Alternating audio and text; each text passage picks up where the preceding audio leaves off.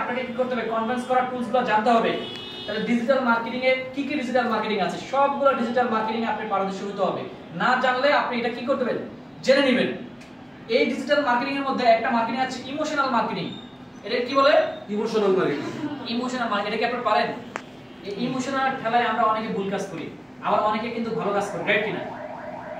Emotional marketing করতে হবে। দেখবেন টিভিতে অ্যাড দেয়, মানে ওই যে ফোন দিছে, ছেলে বাবার কাছে, মার কাছে ফোন দিছে, মা তুমি কখন, ছেলে বলছে, মা ছেলের ফোন দিছে, বাবা তুমি কখন আসবা?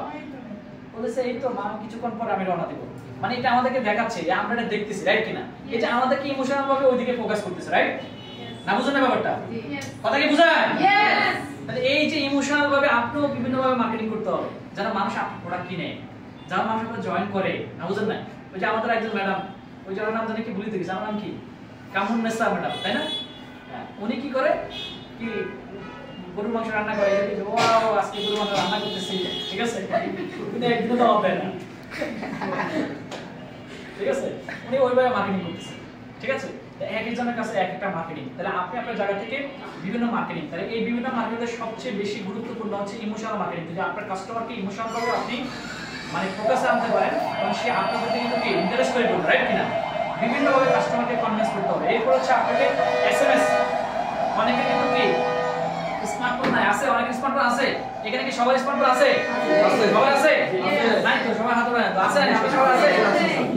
এই তো, কিন্তু ভাই আমার অনেক ডায়মন্ড আছে, আমার অনেক ডায়মন্ড আছে, তাদের স্মার্টফোন নাই, কিন্তু তারা ডায়মন্ড।